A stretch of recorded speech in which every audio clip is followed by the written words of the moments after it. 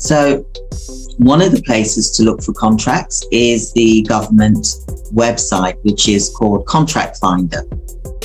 And if my team can let people in so I'm not seeing the notification. Thank you. So Contract Finder is one of them. So Contract Finder, you can create an account on here, for example, and you will get updates of what contracts are available and what is around. Now, there's various ways. Now, when I first started, I was looking at the lower value contracts because a lot of people think they can just go into this and go straight into something which is like 10 million. No, you can't. You have to make sure that you're applying for contracts which is for small to medium-sized enterprises.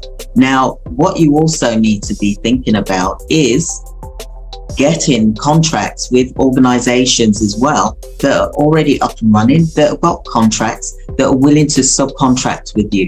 Because when you're looking at applying for the larger contracts, the organizations, the buyers, you're the supplier because you're supplying your staff members to the buyer, to the contract, to deliver the service, for example.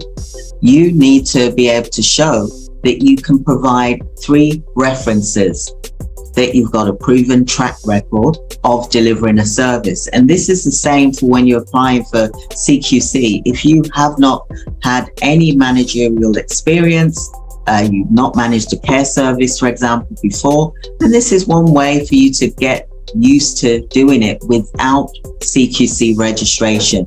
You can run a nursing agency, a recruitment care agency without CQC registration because you're providing staff members into care homes as well as into NHS hospitals who are already regulated, registered with the Care Quality Commission. So therefore, you don't need to register with the Care Quality Commission if you're providing staff on that basis because the organization is already regulated. So it doesn't make sense to send regulation upon regulation. Although being registered with the Care Quality Commission is the best badge of honor that you could have as a care organization, but you don't need to do that to run a recruitment care agency. And there's many people that have been successful that's ran a care agency before without CQC registration, and they've hit, 7 figures.